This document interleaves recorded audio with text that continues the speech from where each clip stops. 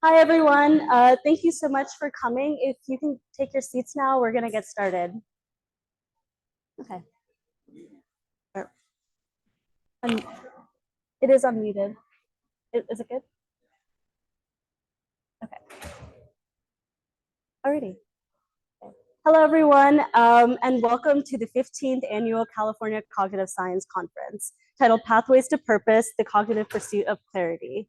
My name is Hannah Hansraj, and I've had the honor of serving as president of the Cognitive Science Students Association this year. We are so excited to share this experience with you and spend the day engaging with all things purpose and cognitive science. The Cognitive Science Students Association is an undergraduate students association whose mission is to support and enrich the academic and social lives of anyone interested in the field of cognitive science. We strive to build a sense of community for those passionate about the field and provide valuable opportunities for personal, academic, and career development. Our hallmark event is putting on this conference every year in the spring, bringing together those interested in all aspects of the brain from across disciplines and walks of life. This year, our theme delves into the topic of purpose. Purpose has a number of different meanings. It can be the cause, the impetus, or the reason, the why that defines human experience and who we are as individuals. It can be something we value or love, and it is something shared across languages, across cultures, and so much more.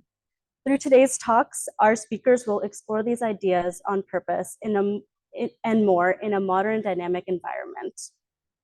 This conference in particular, I hold especially close to my heart, as this is not only my final year in CSSA, but in Berkeley. And now I'm looking ahead to graduation and what my own broader purpose can be. And while this is admittedly a lofty goal, I hope that this conference will help me along with each of you in discovering our own paths to purpose. This conference is a result of a year of hard work and preparation, and none of this would have been possible without all of you, our attendees, our speakers, our donors, and our internal team. A special thank you to our donors, our gold sponsor, the UC Berkeley Cognitive Science Program, and our silver sponsor, the Helen Wills Neuroscience Institute. Without your support, none of this would have been possible. But before we begin, we have a few logistical things to get through. So everyone should have received a program at the door, and inside you'll find our conference schedule as well as bios for our speakers, introductions to the undergraduate research presenters, and more information about our organization. We also encourage everyone to check out our events and interactive exhibits in the courtyard during breaks.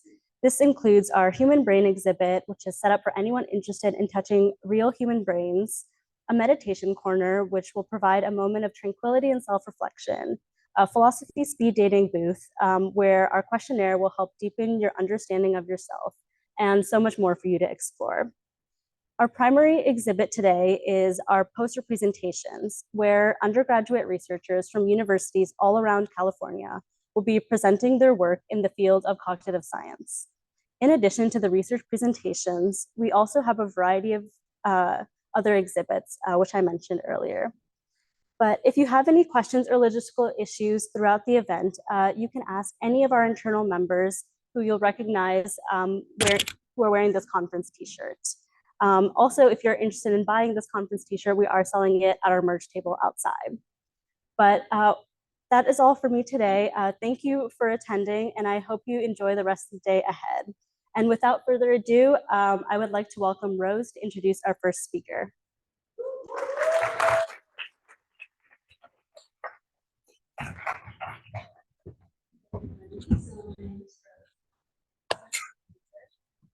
First speaker is Yoona Kang, an assistant professor of psychology at Rutgers University.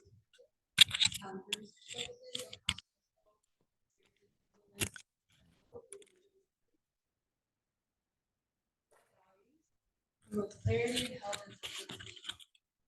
and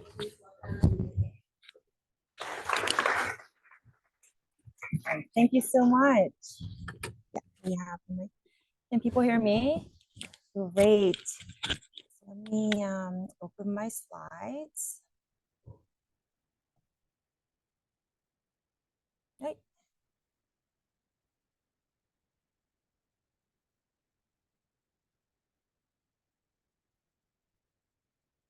There you go.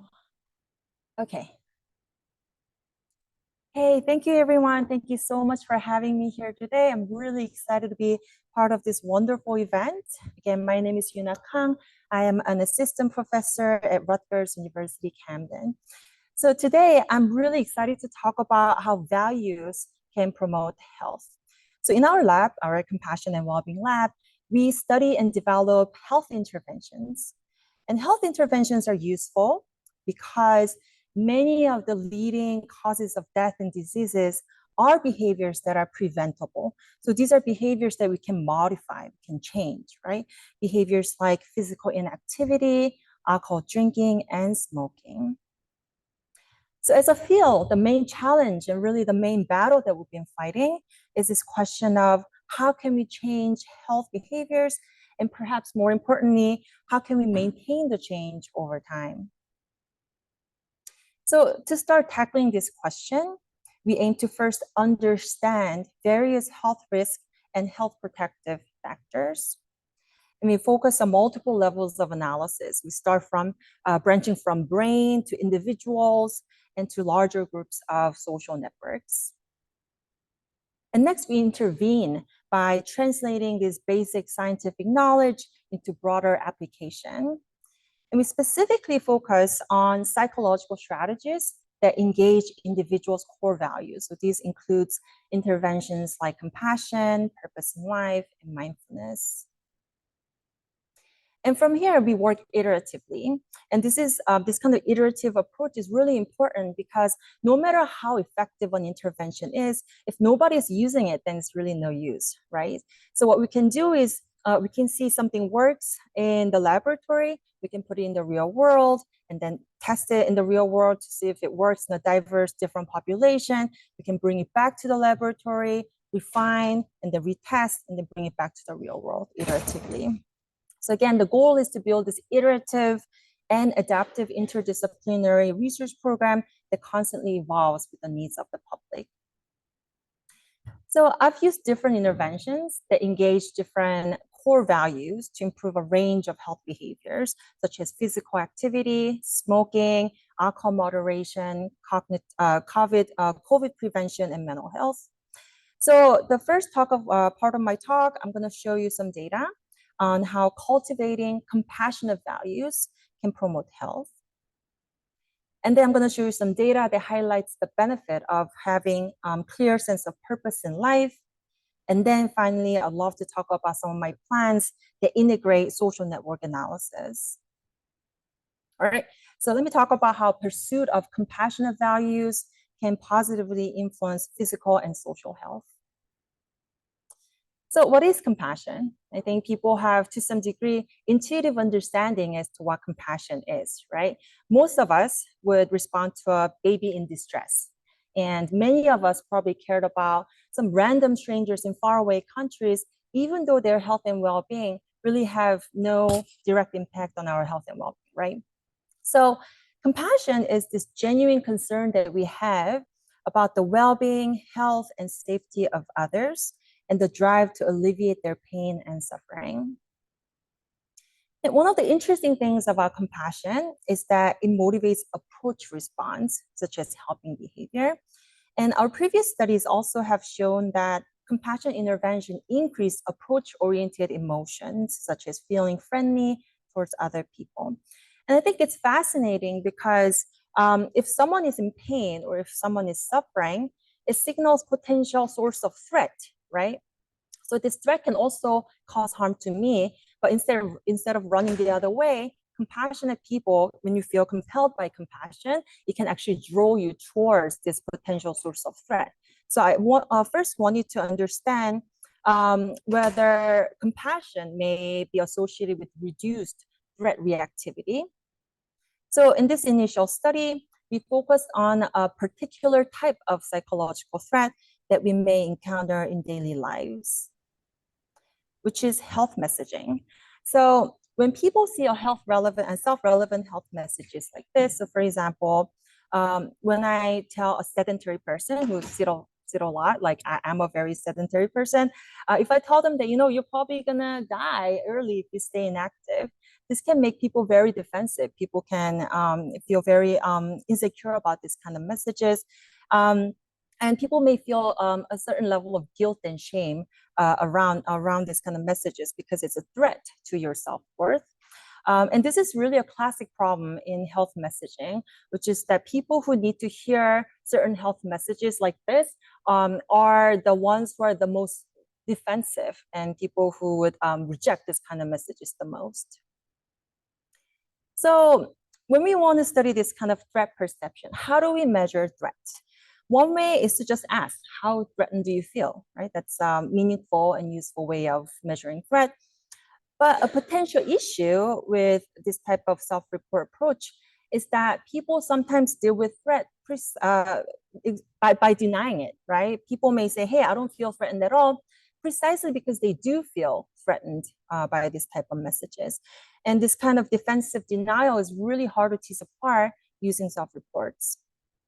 So I use neuroimaging, which can, to some degree, bypass this self-report issues by directly assessing threat-related processings in the brain. So how do we measure threat reactivity in the brain? So here we focused on neural regions that are previously associated. Oh, you can see my. Oh, that's great. Previously associated with threat response. So these are regions that tend to show up when people feel somehow, like in some ways, threatened psychologically. So this includes regions like amygdala, interior insula, and we also got a map of threat from the Neurosynth website. So this is a website, for those of you who aren't familiar, this automatically generates a meta-analysis and gives you the brain regions that's associated with psychological processes.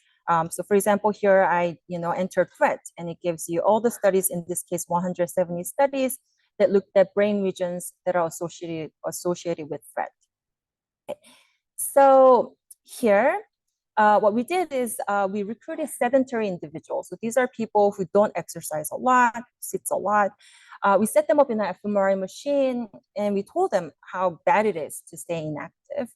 And we looked at their brain while they were exposed to this type of potentially threatening health messages. So here, shown on the x-axis, we have the degree to which people pursue compassionate values. So here, on the x-axis, the higher value means greater pursuit of compassionate values. And we found that when people, again, saw these potentially threatening health messages, those who pursued compassionate values more showed dampened activity within these neural regions associated with threat processing. So this result suggested that correlation, again, this is correlation, people who pursue compassionate values may experience less threat when they respond to health messages. So building upon these results, I was curious to know whether causally boosting compassion may also lead to actual health behavior change. So I did the next study. So in this next study, we recruited community samples from the Philadelphia metro area. That's where I was located at the time of data collection. So these are 220 adults who are physically inactive. So these, again, people are pretty sedentary. And they also reported BMI over 25. I should also notice that the majority of the sample here was Black participants with some representations of other groups. So the racial breakdown of this sample was almost the exact same racial breakdown of the demographic composition of the city. So it has some pretty good external validity, and it was a very representative sample. So in this study, we taught participants how to do compassion practice in the laboratory. So again, the goal was to help them grow and become better at sort of exercising compassionate values. A formal compassion practice involves making positive well wishes for different groups of people. So you use phrases like may you be well, may you be healthy, may you be happy, and so on. And you typically start by making this kind of positive wishes to people that you already care, people that you already have easier time extending these positive wishes to. And then you extend these wishes to include strangers, acquaintances, and eventually everyone in the world. You can also expand from people near or too far in terms of geological proximity. So, I may wish everyone in this theater to be well, and then everyone on this campus, and everyone in Berkeley, and then, to include everyone eventually, all sentient beings around the world. So here, participants did this type of compassion practice in an fMRI scanner. In terms of the regions of interest in the brain, we focused on the neural regions that are associated with reward processing. And this is because there's a lot of theoretical and empirical evidence supporting that compassion is it's a rewarding experience. It's an intrinsically positive experience. Even when you're feeling the suffering and pain of others, there's some element of positivity that's going on, that's being experienced, that almost draws you towards the person who's suffering, right? So there's the approach response. So here we pre-registered to focus on the reward system in the brain. So that included ventral medial prefrontal cortex, VMPFC, and also ventral striatum. So for those of you who are familiar with this kind of brain regions, again, these are network of brain regions that tend to show up when people feel good, when they, for example, win money, when they eat chocolate, when they hang out with friends that you care, these brain regions tend to show up. Okay. So I'm going to walk you through the compassion fMRI test that we developed. So during the compassion trials, they again made positive well wishes for other people. So they first got this kind of wish phrase, may you be at ease. As an example wish phrase, one of many that we've used. And then they got some kind of target group that they want to extend their wishes to. So in this case, everyone in the world. So they make brief wishes for everyone in the world to be at ease. And they continue doing this multiple times. So let's imagine this. Like, let's say you're in an fMRI machine and you're doing this kind of exercise, right? If you look at your brain is busy processing all kinds of information, right? So we designed this compassion test expecting that this will increase some kind of social activity and also the reward activity that I mentioned. So these are shown in red, and these are the regions that I want to see, that I expect to show up. But in the fMRI machine, a lot of other things are happening too, right? Like, it's very loud environment. So your auditory cortex will be on fire, right? And you're reading something, some kind of text, so your visual cortex will be also activated.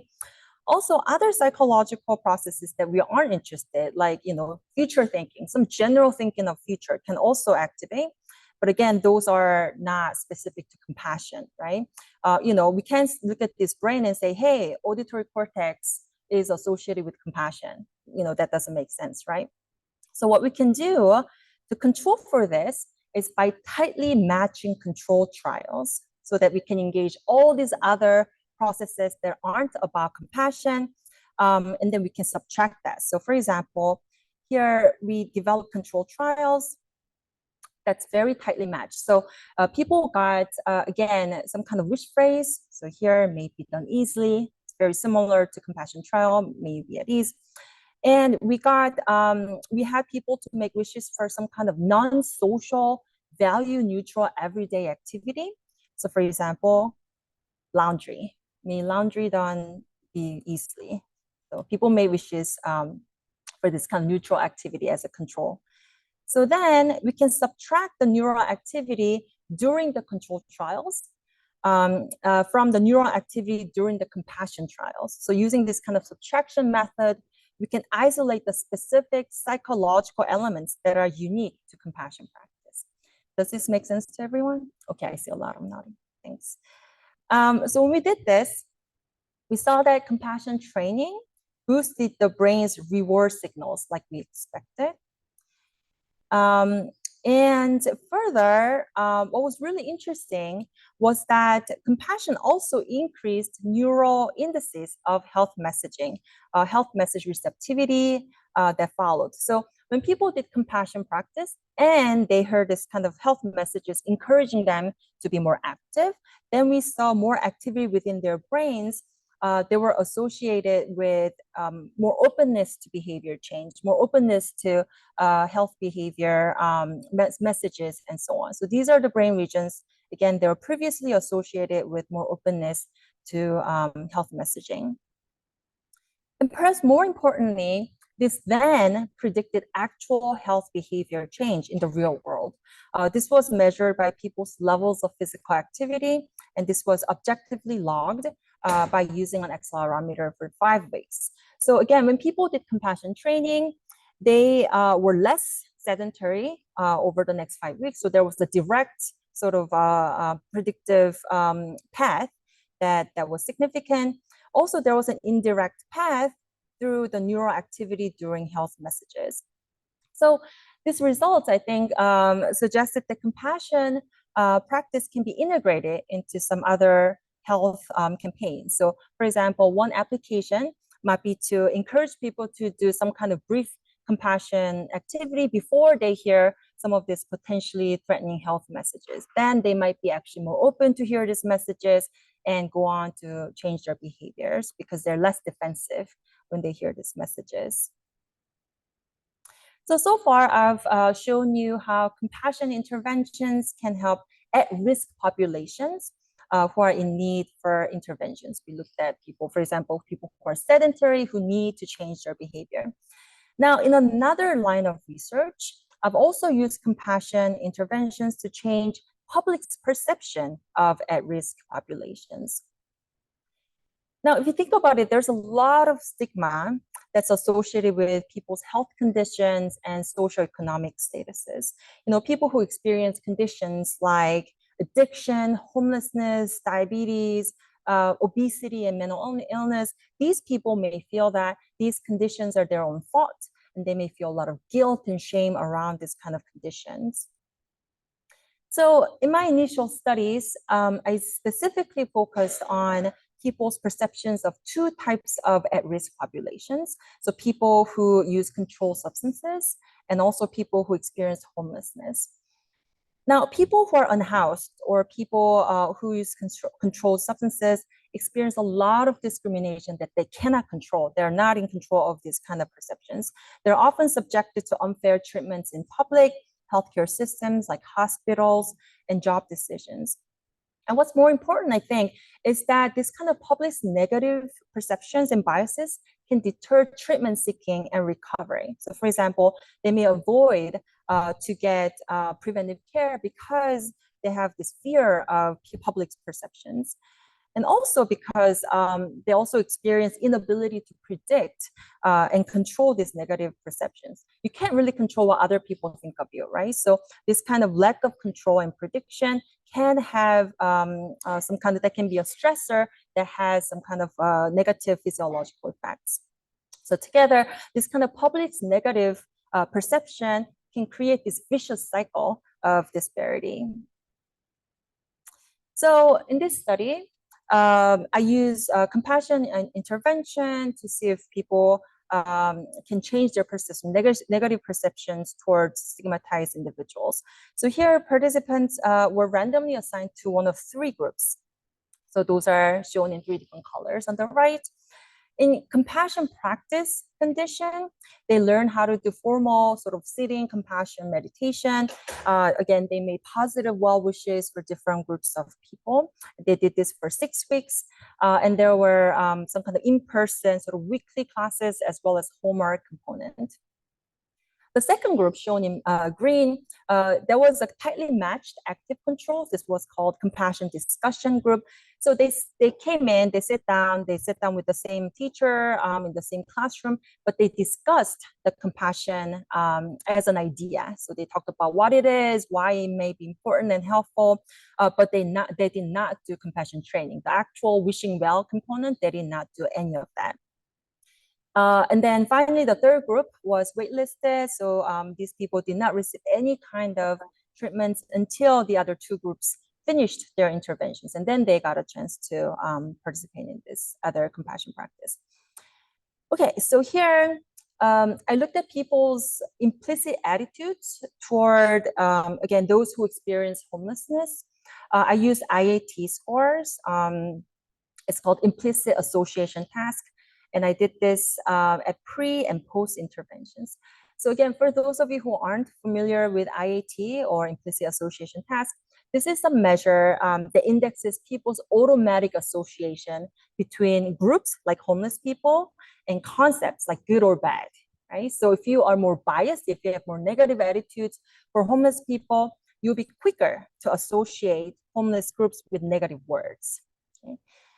So here on the y-axis, that's what I meant by IATD scores. So higher scores mean more bias. You're more biased against homeless people. The score of 0 indicate you're not biased at all. Okay, so this is at the time of pretest. This is before any of the group got any kind of training at all.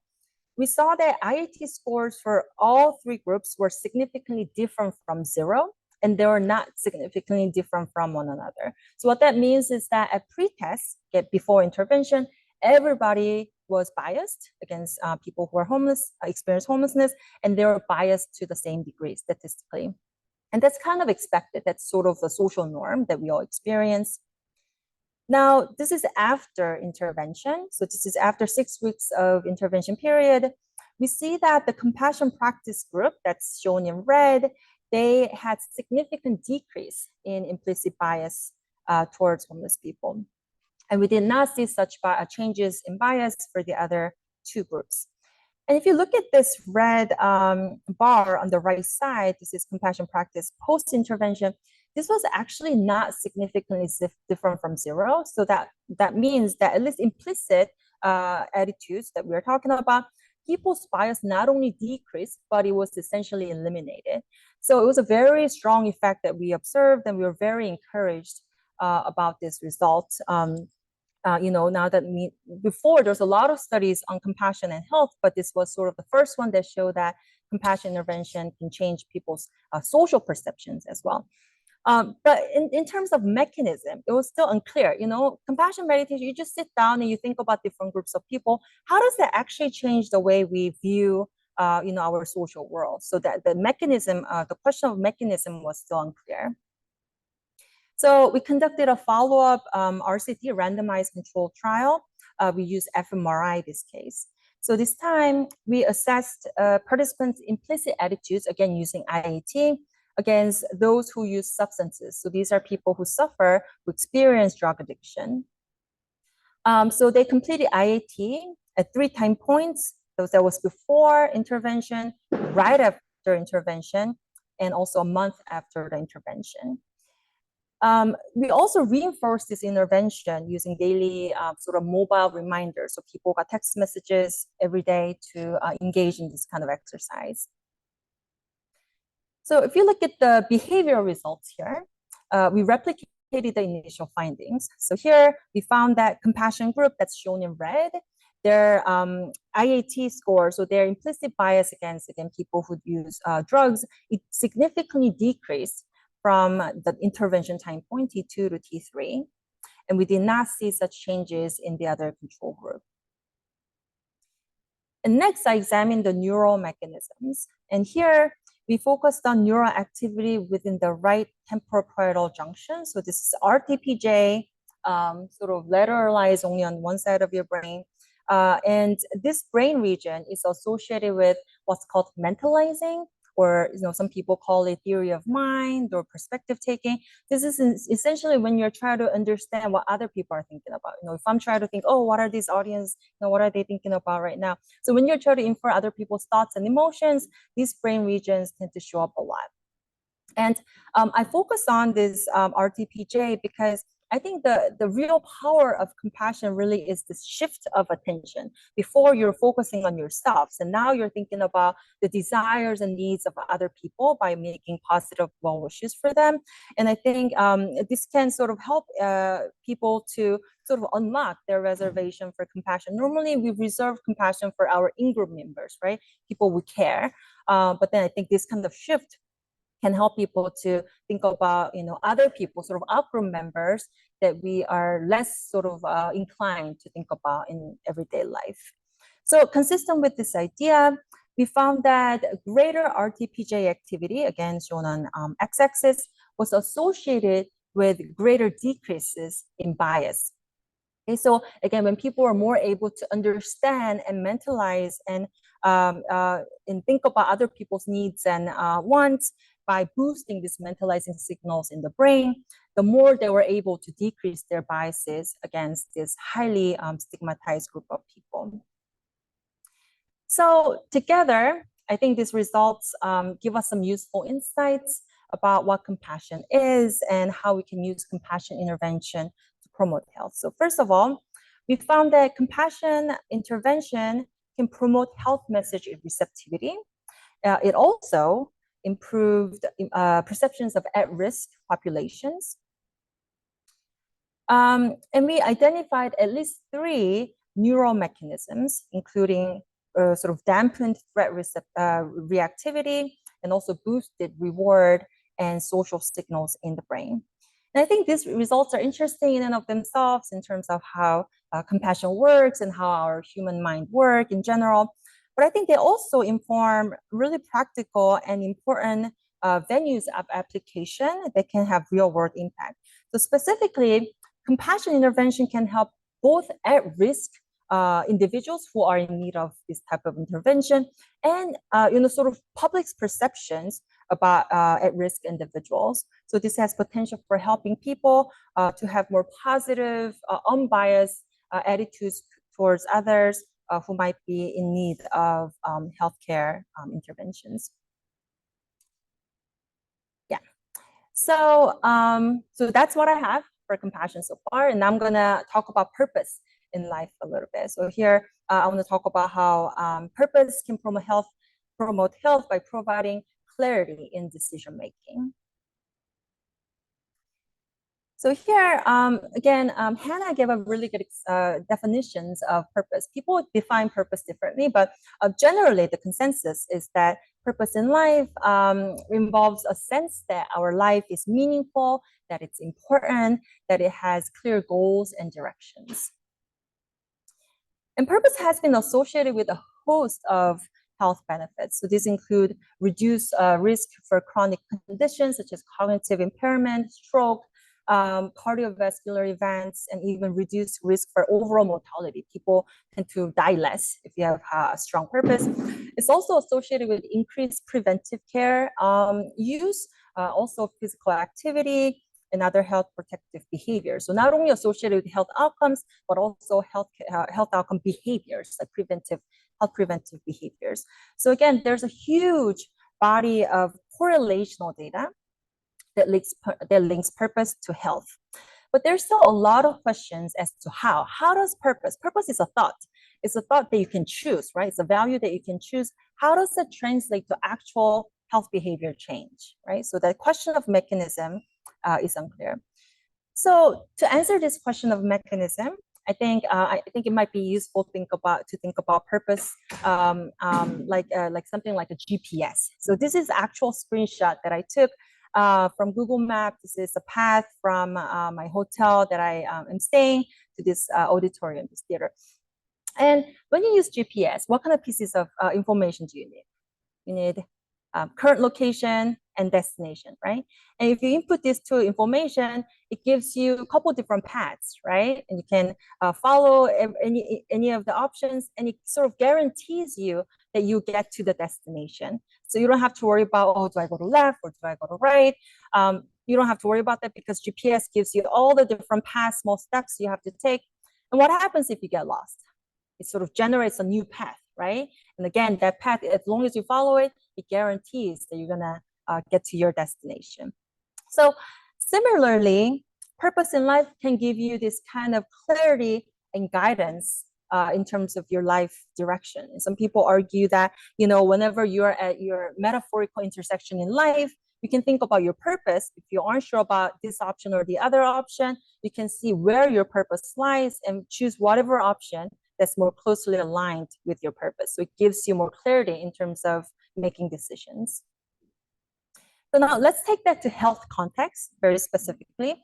So if you think about health decision, it can involve some kind of conflicting choices, right? So if you want to decide whether to take the elevator or take stairs, taking the elevator is comfortable, but taking stairs is, it's like better for your health. This kind of decision making can cause some level of conflict, decisional conflict, right? Like if you want to choose between pizza and salad, Or, do I just, do I go to the gym, or do I binge watching TV show? These are kind of choices that you have to make in health decisions. They can cause conflicts. However, people with very strong sense of purpose may feel less conflicted because they have this clear sense of what they want to pursue in life, and they might be more motivated to make choices that are more closely aligned with long-term life goals. And in turn, they may be more receptive there was a really cool animation. It's not working here, but basically this person is walking up the stairs. Yeah, I mean, it took a long time for me to make that. So just imagine that in your mind. So they may be, again, more receptive to health behavior change. So to get at this question of mechanism, we hypothesized that having strong purpose can make it easier for people to make healthy decisions. Again, we thought that it might be because they may experience less decisional conflict when they hear health messages. So here, these are the brain regions that's associated with decisional conflict. So again, this is a meta-analytically defined map of conflict that I got from NeuroSense. When people aren't sure about which option to choose, should I go for this option or the other option, when you're having that kind of conflict, that tends to activate brain regions within, for example, DACC and anterior insula. This also happens to be a pain region in the brain, sort of affective aspect of pain. When you feel, like physical pain or emotional pain, these brain regions also tend to show up. Decisional conflict is an unpleasant experience. It's a form of pain. So consistent with this idea, we found that when people had strong sense of purpose, they showed less conflict-related activity in their brain when we tell them, hey, you should change your health behavior. And in turn, they're more likely to actually say, hey, I agree with your message. I'm going to actually start taking stairs instead of elevators. So they're more likely to agree with this kind of messages encouraging health behavior change. So in that prior study, and really in a lot of the majority of the studies on purpose in life is typically measured by self-reports. And these are surveys that ask questions like, hey, how much do you agree with this kind of sentence? I have a sense of direction and purpose in life, 1 to 7, and so on.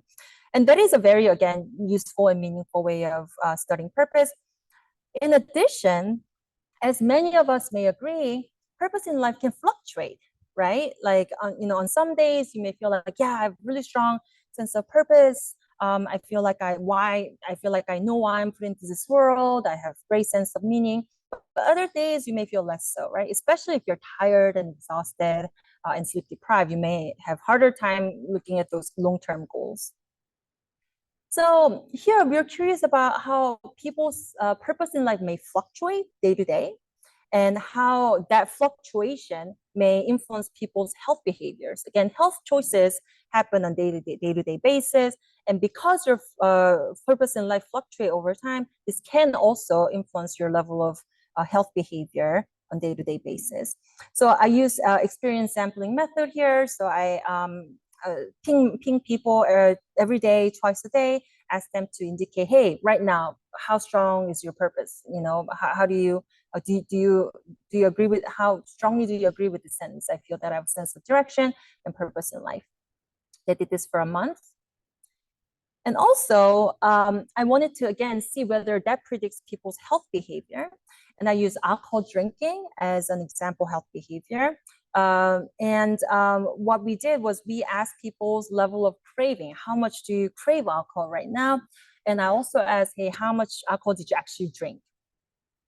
So again, same time period, they got the same text messages for 28 days here. And what's really powerful about this experience sampling or EMA method is that we can look at temporal associations, right? This is not really causal, but still, here what we can do is to test whether my sense of purpose last night, does that predict how I feel this morning? Or, if I had a stronger sense of purpose this morning, does that predict my health behavior in the evening? So you can look at this temporal relationship over time. So that's what we did. And what we found is that again, we looked at people's craving for alcohol and drinking, right? And what we found is that when people crave alcohol, they're more likely to drink alcohol. And that's kind of obvious, right? Like if you crave alcohol, you're more likely to drink. But what we found is that having a stronger sense of purpose decoupled this link between craving and alcohol. So for those people who had a greater sense of purpose, no matter how much they craved, it did not predict their amount of drinking that followed. So again, this result suggested that having strong sense of purpose on daily, I have to mention this brain here. So these are people, so this effect was actually more accentuated. It was really driven by people who had neural sensitivity to alcohol cues. So these are people who, when they saw alcohol images, their brain got really excited. They just got really, had a lot of reward activity in their brain when they saw alcohol images. So these are people who might be experiencing more craving, and they might be in more need of regulating these kind of impulses. So when these people, again, who crave alcohol more, whose brain is more sort of vulnerable to alcohol cues, when they had strong sense of purpose, then it was really helpful for them in terms of regulating these unhealthy impulses. I also want to briefly mention another line of work that looked at health behavior change in a different context, different health context. So this is the study that I did in the beginning of COVID. You know, it's already been, I guess, like 3-4 years. That's kind of crazy.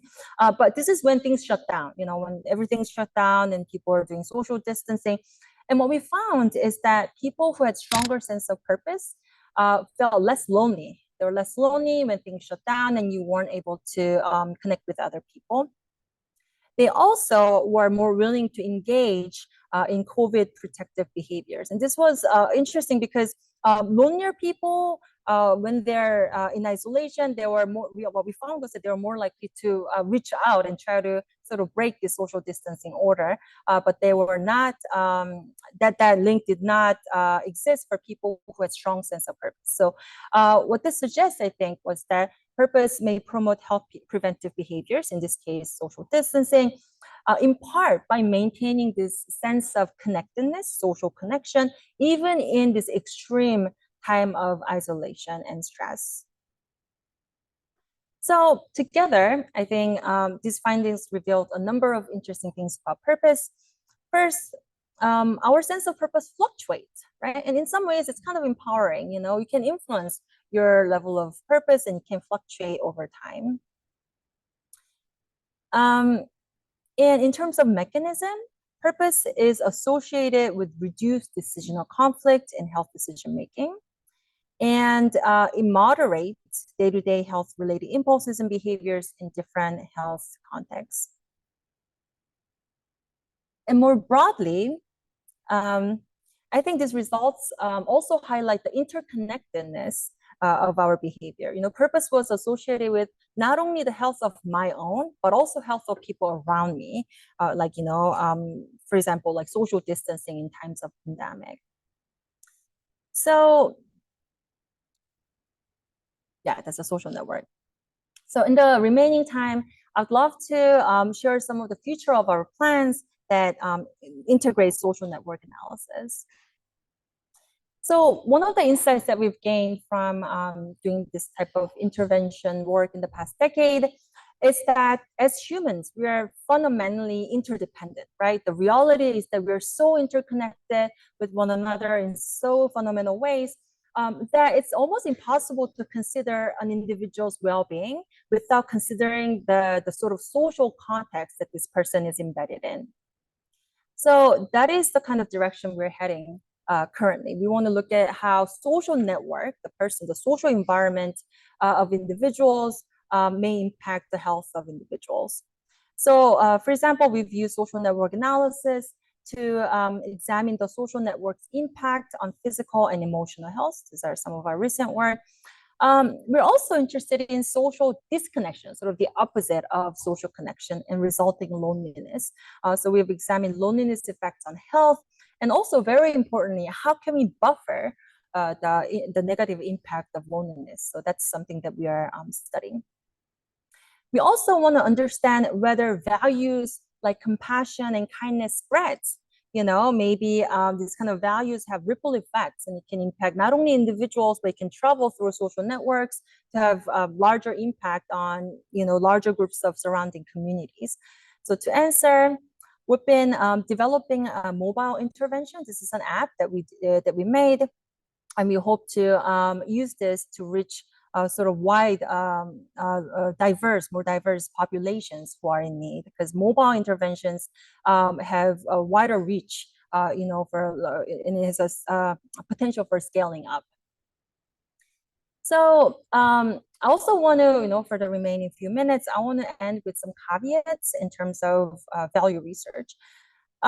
Psychological resources like compassion and purpose in life are not equally available to different groups, right? Positive psychological resources might be a luxury that's not available to all groups. So, if you think about, if you're like a single parent and if you have 3 jobs, how can you think about long-term goals when you have to bring bread to table that evening, right? So these are some of the issues, which is ironically, when you are in need of purpose the most, that might be actually the time that is hardest for you to see purpose in your life.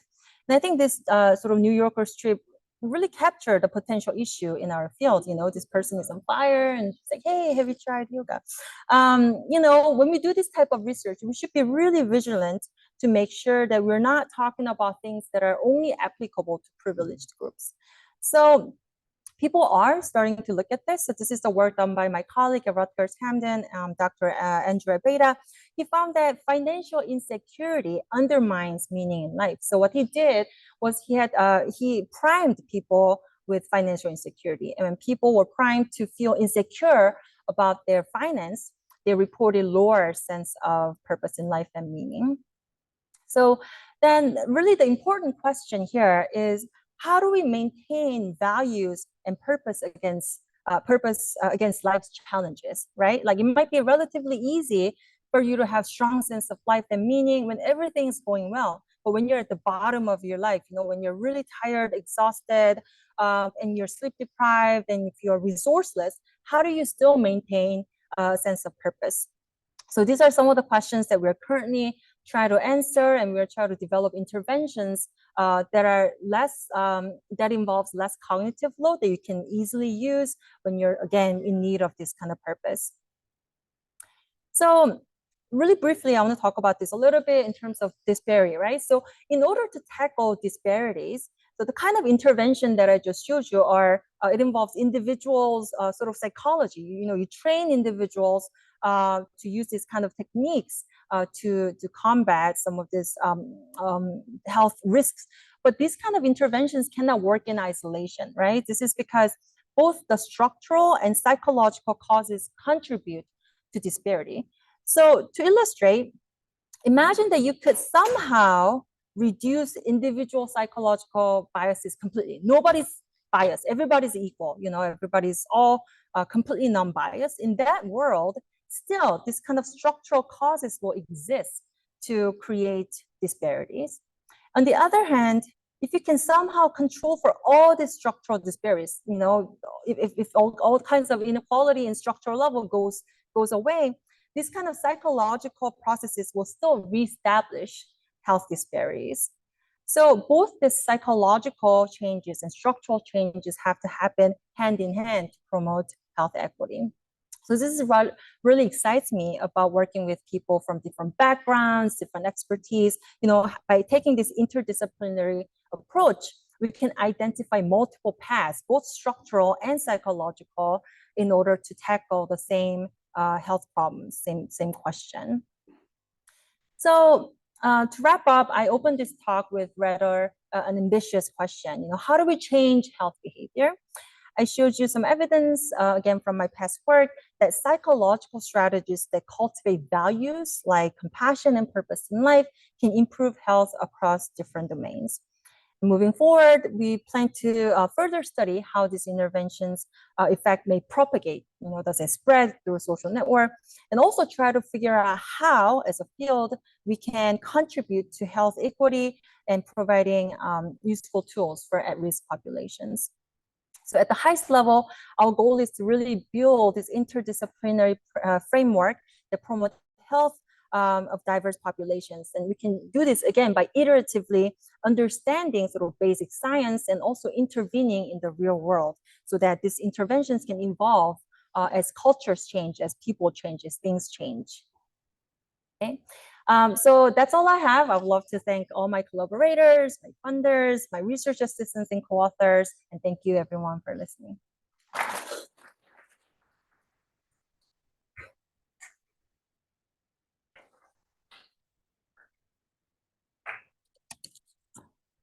Do I have a few minutes for a question or?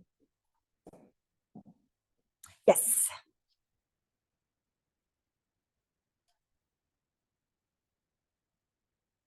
Sorry, can you repeat that one more time?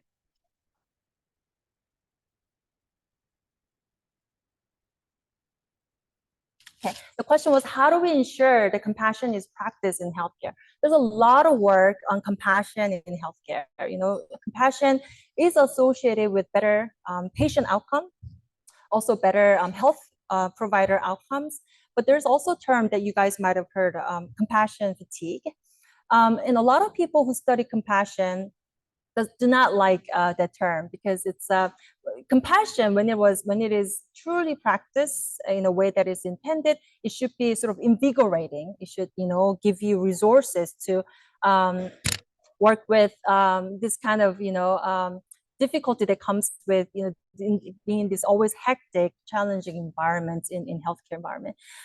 So there's a lot of work on, for example, self-compassion, on how to have sort of how to provide having that kind of kind and firm attitude that you have for others and also having that towards yourself. Jamil Zaki from Stanford, for example, calls it reverse golden rule. You know, do unto yourself as if you've done to others. You know, sometimes we are really nice and kind and generous and forgiving for other people, but a lot of times we aren't so nice to ourselves, right? So in terms of being able to continue having compassion in this kind of challenging environment, such as in healthcare, I think cultivating self-compassion can be one way to do that. And there's a lot of work that's showing up that the kind of same cognitive changes that you make when you practice self-compassion and other compassion, they all come from the same place. It involves similar brain circuitry and it involves similar sort of cognitive processes. They also study things like compassion harmony, which is that if you have similar levels of self and other compassion, that's associated with better health outcomes and more sustainable practice of compassion. Whereas it's sort of not correlated if it's negatively correlated. For example, if you have a lot of compassion for others, but very little compassion for yourself, it's actually not sustainable and it's associated with worse outcome. So again, cultivating both self and other compassion might be one way to continue practicing compassion in healthcare. Yeah, very good question. Yes.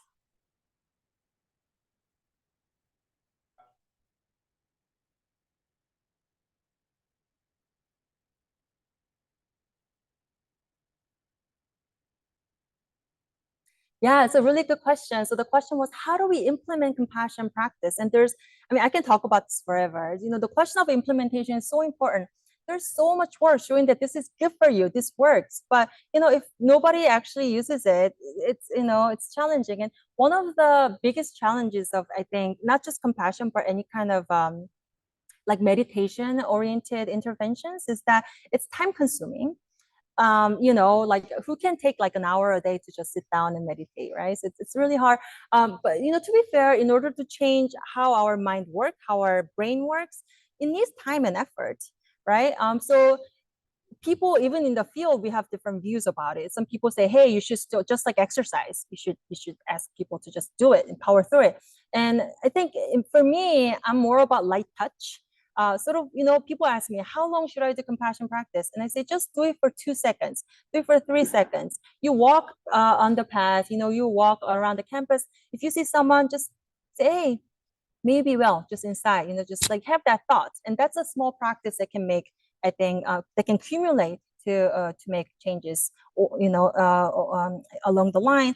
And also, once you become more sort of familiarized with this kind of practice, it becomes easier, just like exercise. So I think My goal is to sort of normalize compassion training, just like, you brush your teeth every day. It's not very effortful. You just do it. And just like that, you can do it anything else, right? You can do exercise that way. You can do compassion practice that way. So that's sort of my long-term goal, to encourage people to normalize compassion practice. Yes.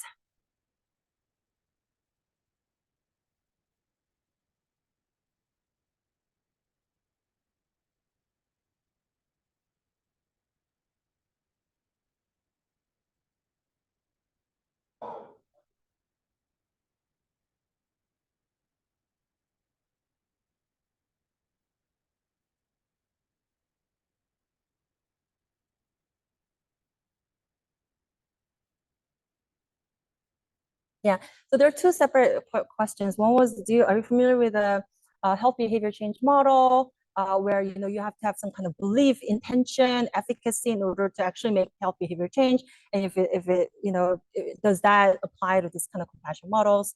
The second question was, it seems like there's a lot more female in participants. Is that what you say, or yeah, in participants? Yeah. Okay, so the first question, yeah. So again, there are different views about that. So when meditation was introduced to Western world, it's what it does was it's sort of they took all these Western ideals, like relaxation, stress reduction, and everything, and put that as like the goal of meditation. But really, meditation was never developed to reduce your stress. Traditionally, it was developed to liberate you. Liberate you from suffering, and they can have some weird side effects too, just like any other kind of any other therapy. It can have side effects. Any other pills, any kind of medicine, it has side effects. And meditation can also, if you do it intensely, can have some kind of unexpected side effects. So some people say that even though you don't know the clear goals of meditation, if you practice it, it will lead you to certain outcomes. Some people compare it to, for example, pregnancy. Even if you don't know, the actual outcome of pregnancy, if you do certain behavior, you will get pregnant. So some people say that if you do meditation, even though you don't know what the outcome is, it'll eventually make you, for example, it'll sort of broaden your self-controls, and you can, it has that kind of, it blurs sort of the sense of self and others. It has all those other outcomes that we don't talk about in science. So when you talk about this health behavior change model, I think that even though people don't have strong intentions or beliefs that are correct, I think these effects may still occur. But again, this is the sort of the area that's still be highly debated. In terms of the participants, we had slightly more number of female women participants. I think I can't exactly remember. But that's sort of, I think that's a common problem that we have in sort of psychology research, and we also have larger problem, which is the weird problem, right? Like Western educated individuals from industrialized, rich democracy. So we tend to have all this very specific population that we use in psychology research, and we're sort of projecting all these results from these tiny little specific groups, and then we're generalizing to the human behavior. So yeah, like the generalizability is a big issue, and also focusing on female, which is, I think for compassion research is a separate issue, that people tend to think that compassion is feminine. They tend to think that it's not strong. So that's that kind of bias that we have to deal with. But if you think about it, compassionate people can do crazy things. You would, it's like, mothers would do anything to save their children, right? So compassion is actually a very powerful force. And in Western world, I think there's some kind of bias that it's a feminine thing. So that's again, some kind of a stereotype that I'm trying to fight against by doing this research. Sorry, I'm taking a lot of time. Do I have a lot of, two more questions? Yes.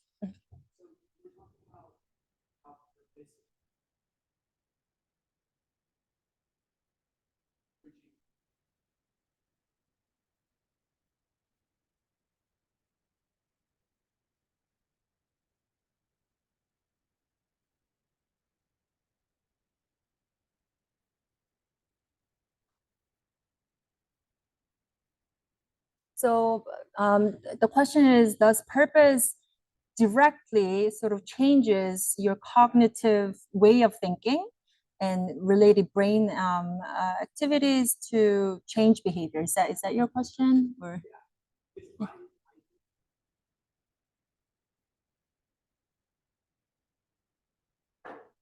yeah. So mindset shifts. Are you talking about, for example, like growth mindset or?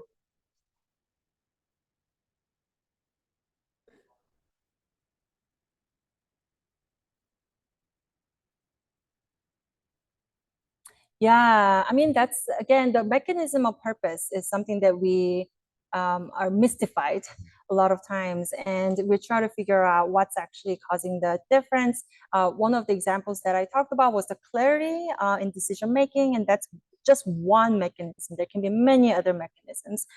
So yeah, I think I can theorize it, but I'm not aware of a lot of research that's been done in this area. Very good question. Yes.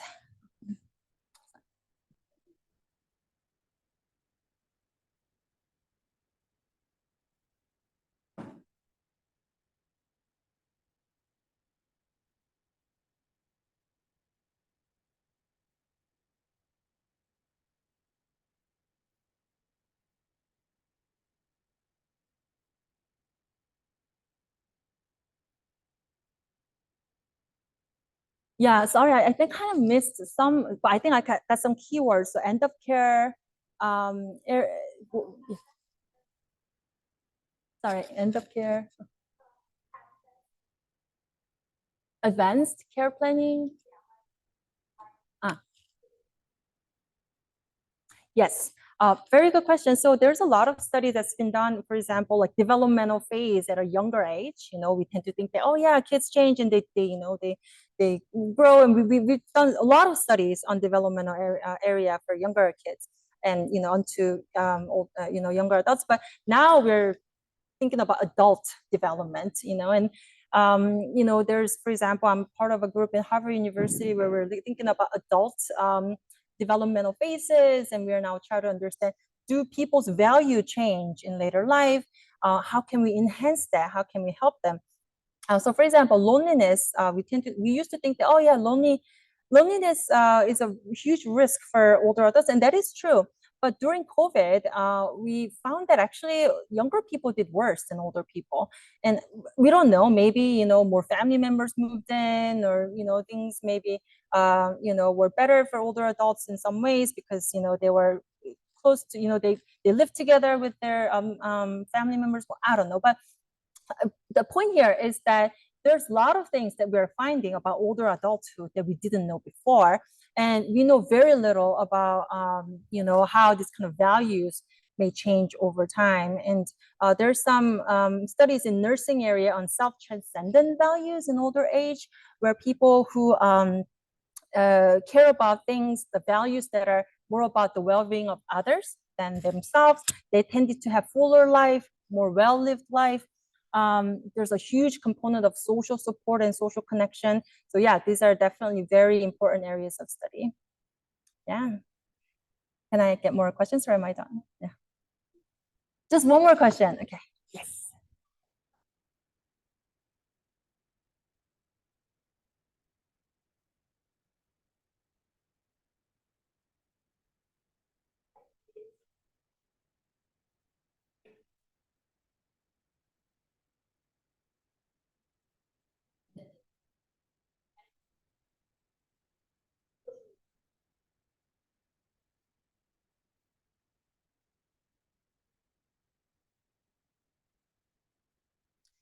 Yes. Oh, that's a really important and difficult question, right? I mean, we do so much research in the laboratory. We get so much funding from the government, but does that actually get implemented in the real world? We see very little cases like that. So, I'm not gonna, close the book on this, this issue. It's a very difficult and challenging issue. One way that I'm trying to deal with it is, again, by using this app. I'm not saying, again, it's not, silver bullet. It's not gonna just solve everyone, all the problems that we have about implementation. But I think if you think about it, people who can participate in this kind of long-term intervention studies are people who live around the campus, people who can take like an hour a day to come to campus and meditate for like an hour. And that's a luxury, you know, not everybody can do that. If you have part-time job, if you don't have childcare, if you don't have a transportation, you can't be part of this kind of intervention. So again, if you have mobile app, this is something that's more reachable. Again, there's, you know, digital literacy issues, of course, but relatively not without limitation, but it can reach wider population. So that's one thing that I'm doing. And again, we have a huge army of other researchers that are doing, you know, thinking about more creative ways of solving that issue. Yeah, I think we got everything. Thank you so much.